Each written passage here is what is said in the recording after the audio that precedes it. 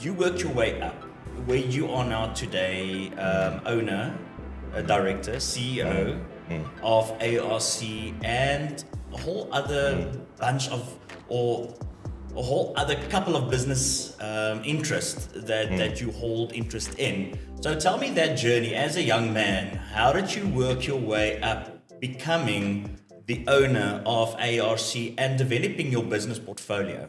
Unfiltered AF, real ones rise, no mask, no flex. Lights on, my check is next. This is the truth, Unfiltered AF.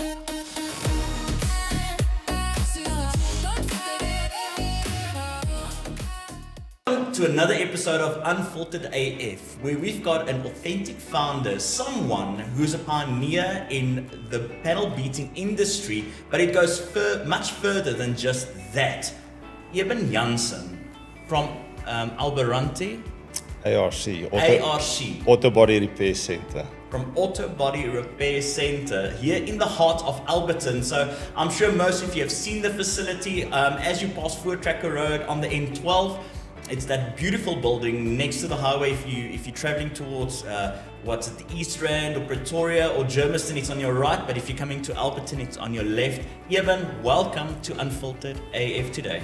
Thank you, Alton. Thank you for the opportunity. Total honor to be here with you guys. Thank you so much. Eben, the reason I asked you to be on Unfiltered today is due to the fact that you're building a legacy. You're a pioneer in the repair industry, the vehicle repair industry. You're a pioneer in developing systems. And am I wrong in saying one of the biggest repair centers in South Africa? I think it's among the biggest. I don't want to say it is the biggest. And at one point in time, I think in combination with the BMW dealership, we had the biggest single BMW facility in the Southern Hemisphere, but it's because of a combination of all these different business aspects.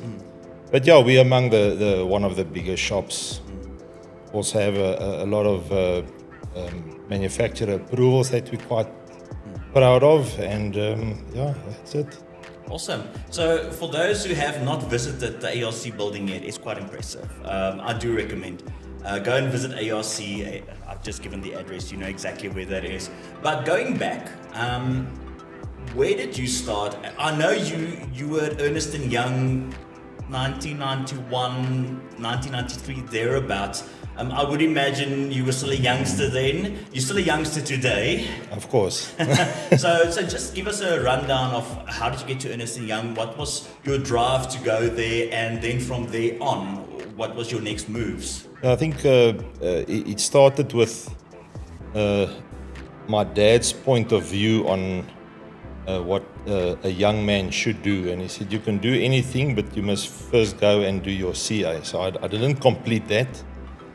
But I studied at Rand Afrikaans University at the time in the evenings, and daytime I was an audit clerk at Ernst Young. Okay. And fortunately I could complete my articles, and then I started with actually my dad's audit firm, Jansen and Company. Ah, okay. And my first assignment was a newly acquired business at the time called Auto Technica that my dad got involved with a Portuguese gentleman called Manny Henriques, and that was my first assignment, and I just never left. Awesome. So is Auto Technica today?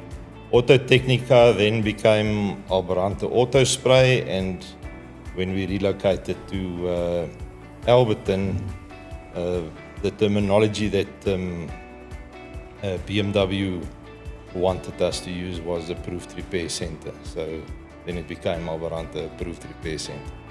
Fantastic. So basically, if I do understand you correctly, ARC was technically then, the way and shape it is today, born out of the BMW dealership, Alberton BMW, for those who remember the dealership, that was facilitated there. Yes, it was actually one of our salespeople at the time that introduced us to Manny Henriques, and there was obviously a lot of synergy between the dealership itself and supplying parts to the repair center. So there was a strong synergy, and we got involved with it. And I think we initially set up a big facility in Johannesburg, but BMW had a strong drive at a certain point in time that you should be within the dealer area of responsibility where your dealer is. So they actually forced us to relocate. Okay. And did the relocation, did it serve you? Was it a good relocation? I don't think it did any damage. I think we had a fantastic facility that we erected in 1996. Obviously brought a lot of staff over to, but Manny actually then carried on with the business in Johannesburg. Okay. So we split the business in two, and the relationship between us and him then severed at that point in time. So, but I think at the end of the day, it worked out well for us. Many years later, I think with the economy and the pressure on vehicle sales, BMW decided to close certain of its dealership. It just became an unhealthy, over-competitive environment. And we were one of those dealerships that they decided to terminate, but we kept the repair facility. And today we are very happy that we are no longer in the vehicle sales space. So I think God in his own ways knew what he was doing. Awesome.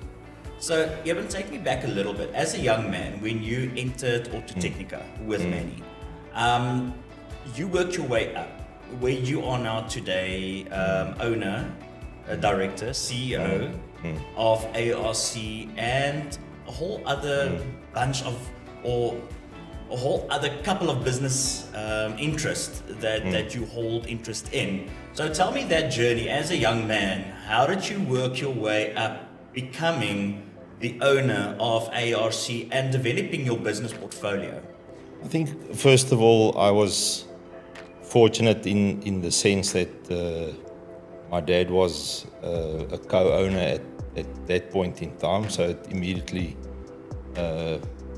gave me access to a management position. But then it's a matter of getting your hands dirty and working hard and getting involved and shoulder to the wheel and many late nights, Saturdays, just never stop working. Well, I've seen you a couple of times at your shop or at your facility where you also getting your hands dirty with your team there. I remember you building a specific, was it a cage, a room, a spray booth, something, excuse my lack of knowledge here, but for something to become compliant for one of your major brands that you approved for today, as far as I understand. So that's quite commendable that you do work with your team. You don't just sit at the top and delegate. You also get your hands dirty today still. Yeah, I think part of the blessing from my dad forcing us into accounting, both myself and my brother attained that background, but I think I would have been a far better engineer. So I love working with my hands. I've built some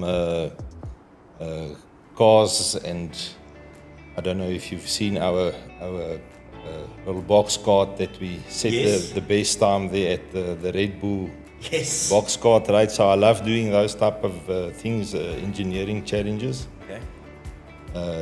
But part of the benefit, I think, is that I've got good grasp of technical aspects and what it takes to erect things. And so we love the construction and building side of our business as well. So when the consumer or vehicle owners entrust their vehicles with you, it's in good hands because you impart that knowledge to your team as well, correct? Yes, we've got a fantastic team, and there are certainly a lot of the staff that is far more capable than me on mechanical aspects and detailed vehicle knowledge. But I think as a general overview, it really helps as a business owner to understand or have a good grasp of the technical side, so that you can at least relate to them, even if you don't know all the intricate details that they are so good with. Yes. And tell me, Eben, how do you keep your team skilled or upskill them, and how do you improve on their knowledge base so that you're always up to date with latest trends, how to fix vehicles properly, so that the vehicle owners know that when they receive their vehicle back, it is as showroom finish as possible. How can I always say, the panel beaters, as the public would like to refer to us, is probably one of the hardest businesses that you can be involved with, because on the one side you've got all the administration and claims related issues with from an insurance side. On the other side you've got vehicles that constantly evolve. We like to refer to ourselves as the surgeons of the motor industry. So yes, we also need to know the mechanical side.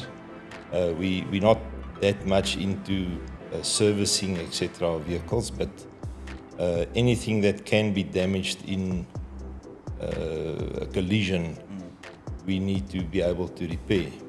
And I think currently we hold about 26 manufacturer approvals, and it's hard work. It's many hours of training. A lot of the manufacturers have quite stringent training programs. We constantly also enroll apprentices for the various trades, including mechanical, panel beating and spray painting. But it's a constant challenge to keep up to date with new technology. So a lot of the vehicle manufacturers will, as soon as a new vehicle is introduced or a new model is introduced, they will provide model specific training that we need to attend. And there's also a stronger motivation nowadays to access repair instructions through the internet. Because nobody can humanly possible know everything about every single vehicle. Yes. So a lot of the manufacturers now insist that if you start repairing a vehicle, that you download the area-specific repair instructions from their websites. Okay. Well, it just goes to show that you and your team are well equipped to be able to deal with 30 brands of motor vehicles. So sometimes I lose count, and with all the Chinese entrance into the market, sometimes difficult to keep up. But we've taken a decision that wherever it's financially viable to do so, we acquire the manufacturer approval. Okay. Often, as it may be, that a lot of the technology on these vehicles are similar. So it doesn't mean that there's always intensive training required with every new brand. But we are blessed with excellent staff. Actually, a problem in the industry that a lot of the artisans are getting older and older, and it's a challenge to replace that skill with entrance. So, a question I've got, and that's something I picked up before with visiting ARC and your facility is everybody thinks that spray painting a vehicle is an easy job. It's you mix the paint and that's it. But I've come to learn that it's quite a difficult process. Yeah, I mean the car's got a color code, so what's your problem? Now the question on that is each color code exactly the same? If you've got a blue BMW M3, same model, 2025 model, let's call it that, and you've got another one bought at another dealership from a different batch produced, I don't know how that works, but is that color exactly to the T, exactly the same? Simple answer, no. And there's various reasons for that. Okay. First of all, manufacturers buy paint in bulk. Okay. And then if we go into the details of what can affect color, if you buy paint in bulk, then your paint pigments normally being heavier than your solution that it's reduced in filters to the bottom. So you need to stir the product in order to have a consistent mix. The more you stir, the finer the particles are ground. So and that changes the color. Okay. So just as a simple example, in our color bank, we probably have about 9 different sizes of aluminium flakes. Sure. So apart from the size aspect, there's also different materials that they manufacture these things from. But generally speaking, the larger the aluminium particle, the more the reflection will be, the brighter and the lighter the color. The smaller the particle, the darker the color will be. Makes sense. But there is really so many things that influence color. And it was once explained to me that we got to realize a manufacturer don't really care if the color shade is a little bit this way or that way, as long as the color is sort of the same or consistent around the car, which, by the way, it is not always so. Because often the metal parts would be sprayed in a certain area and other parts might be sprayed off the vehicle. But there are even things like if we mix the same paint now and we put it in a gun and I give it to you to paint and I give it to our painter to paint, you can, with the same paint, have 2 different outcomes. Well, you wouldn't want to give that to me. Well, fact of the matter is that it depends on how the particles lay down on the vehicle at the end of the day. And if you, for argument's sake, have a quicker hand movement, or you keep the gun further away from the car, or you paint it at a different air pressure, those are all things that will have the particles lay down in a different way, and it will affect the color. So it comes down to a science, actually. It's a real science, and if people actually go into the depth of paint particles that are available, and we're also talking about the straight colors, but then you have your metallics, and then you have your multi-coat pearls, where there's different reflections of the particles from different angles. Some of the particles are translucent, so it reflects from not only the exterior of those particles, but it penetrates through the particles and then reflect off the base coat. Sure. And it gives you that different color aspects from, if you look at different angles. So it can go from a yellow to a black. Is that what you're referring to? Well, that's... Well, it can change color as you change the angle that you look at to the vehicle. And we talk about a face and a flop, or a flip. Okay. So the face is if you look at a vehicle at a 90-degree angle. And if you then start looking at angles, we talk about the face or the flip or the flop. Okay. And some of these paint particles have a different color in the face angle versus the flip and the flop angle. So you can end up with getting the color, for argument's sake, correctly in the face angle, but as soon as you start walking around the car and looking at different angles, then you see now the color changed and it's wrong.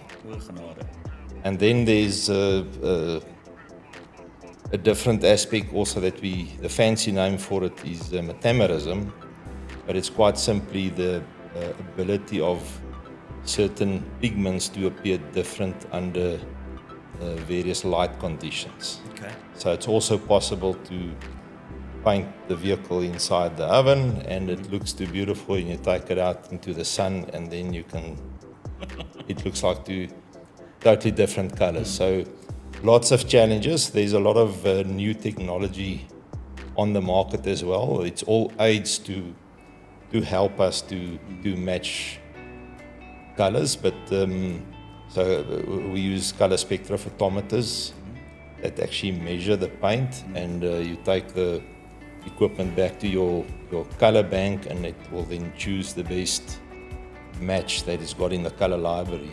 And this is a computer system that actually helps you do that. All computerized. Fantastic. It's unfortunately not a perfect science, but it's all aids that we use to help to match color.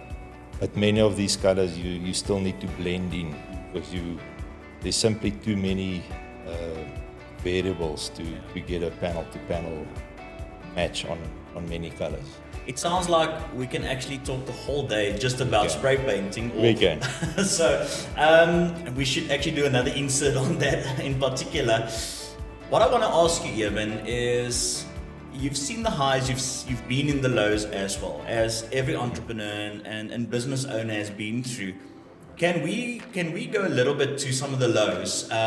If you have to look at your tenure as a business owner at ARC and your other business interests, what was your biggest low and how did you get out of that? Ja, suiwer genade. Yeah, I think we've had many lows as well. I think the 2008 collapse of the economy hit the motor industry particularly hard.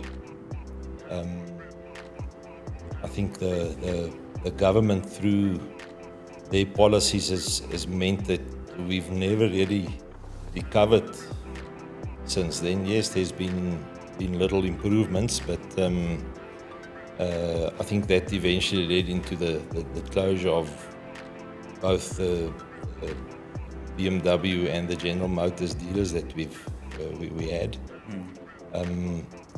That costed us a lot of money in terms of retrenchment packages and getting rid of stock, etc. But we've also had our blessings. I think the most or probably the low that plagues the repair industry, the motor body repair industry in particular, is something that I generally refer to as corporate greed. It so happens that insurance companies currently are experiencing quite low claim frequencies, so they all super profitable, but yet there is nothing that filters down to the repair industry. Okay. And it's really a matter that a lot of the players in our side of the industry are simply too scared to ask for certain increases for fear of not being on the insurance panel. So they're almost working themselves out of business, and insurance companies, instead of coming to the industry and sharing some of their success. It's almost using the opportunity because there is not enough work really available in the industry to further suppress and exploit the situation. So that for me is a prevailing situation that's quite sad. As the CRA, the Collision Repairers Association, we are actually in process of handing in papers to the Competitions Commissioner to ask for a block exemption so that we can negotiate as a collective with insurance companies. Because obviously it's a challenge as a small business to negotiate fairly with a big corporate company that have the say whether you get work allocation or not. So we hope that we'll be successful with that and possibly can have a positive income on sort of outcome on the industry. Well, hoping with you, Eben, but while you mentioned now the CRA, you're an executive also on the CRA. When was the CRA founded? Who founded the CRA? And what's the purpose of the CRA? It's an industry organization, employers organization for motor body repairers. Okay. I've been involved in these industry organizations for probably the last 30 years. Initially started with SAMRA, the South African Motor Body Repairers Association, which is one of the subsidiaries of the RMI. But we had some turbulence with and infighting with the RMI in 2012, if my memory serves me correct. And then nearly the whole executive at the time broke away, and we founded the CRA, and it's a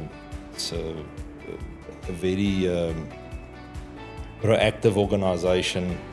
A lot of our members don't always know what we're doing, but we constantly meet with insurance companies and discuss ways of doing business on a better, and where we can improve cooperation between insurers and repairers. We try and accomplish that. So basically through that, even you are then assisting even your competitors by being more profitable through this organization, as well as a watchdog for the repair industry. And I think the repair industry, through common shared problems, I have made so many friends in this industry. Because even though we are competitors, we all subject to the same realities. And look, let's face it, nobody goes into motor body repair or panel beating for the glamour of it. So these are real people with real problems, and I've got a lot of respect for the people in our industry. Really, they are fighters to survive. You mentioned something now that you don't go into the repair industry because of the glamour of it. But I must commend you and your team on when you do enter your facility. It does look glamorous. We try and make it sexy. We do our best. You're winning with that aspect. Quickly, our time is running out, Eben. You've got other interests as well. You've developed or developing software. Plus, your building houses some of Alberton and some of South Africa's most premium brands of suppliers from, I think, Fast KTM is there, Alberton CrossFit is there, if memory serves me correct, plus other businesses. Please give us a rundown quickly. First your software and then your facility. What can Alberton expect? We also host some mean functions there in the parking lot. Yes, absolutely. Oh, wow. Okay. But we really trying to, or let me start there. We had to reinvent the building when the BMW dealership was terminated. And we were really blessed to get the guys from KTM involved. They've now also attained Yamaha. Oh, okay. Following that, now we starting a Yamaha marine outlet. Nice. We even bringing some boats over from China, nice pontoon boats. Okay. Alberton, did you So hear yeah, Occo pontoons. So you'll see that in a couple of months. that? Fantastic. And then we've also got plans to build a facility for a new Henny's franchise with some paddle courts. So we really think that it's going to be a facility with an excellent vibe and a generally good space to be. We want everybody that walks in there between the activities of CrossFit and the excitement of the motorcycles. If we add these other aspects, we really think it's going to have a nice good vibe. So, family fun, adventurous, Yes. Fitness, being active. So it's like a lifestyle It's facility. Yes.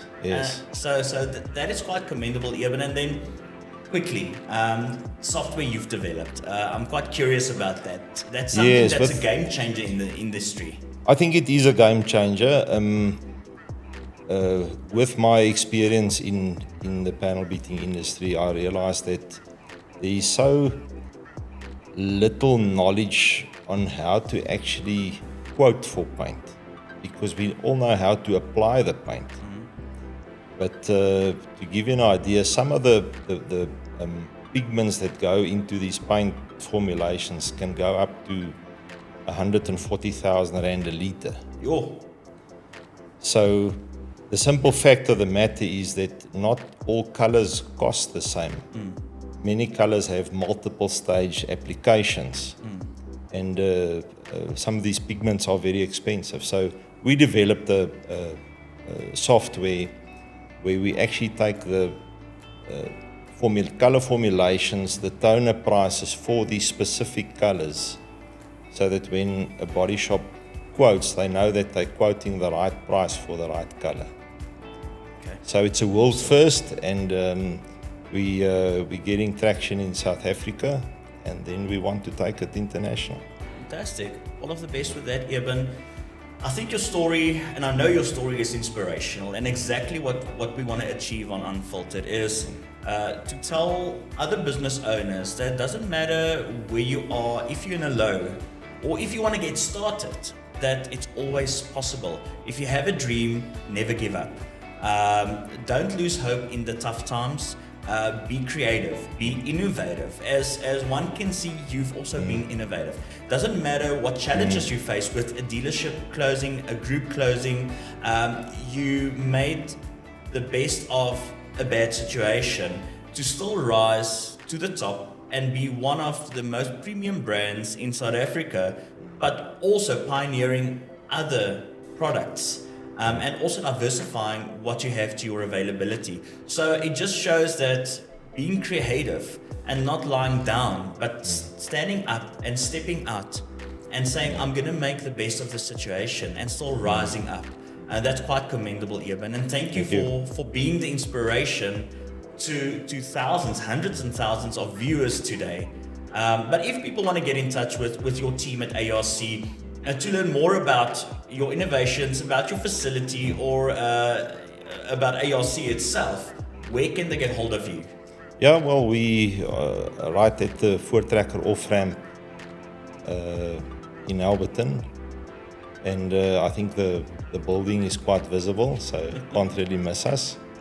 And then obviously through the Alberante website, and just Google Alberante and you'll find us. We'll add a strapline with the website at the bottom and your landline number as well. Yeah, it's 861-8000, so it's a nice, easy number. Fantastic. Yeah. Eben, thank you so much. Thank you for visiting us and being on Unfiltered AF today. Thanks. Awesome. So there you have it, another inspirational, authentic founder on Unfiltered AF today. We look forward to having you next time. Please like, share, subscribe our channel so that other inspiring business owners can view episodes like this and be inspired, be it that they want to start their own businesses or they find themselves in a rut currently and how to get out. These messages, these episodes can serve as an inspiration to show you that all is not lost, but there is always hope if you are willing to stand up or get the required mentorship to help you rise to the occasion and to take your next steps. We look forward to seeing you next week on Unfiltered AF.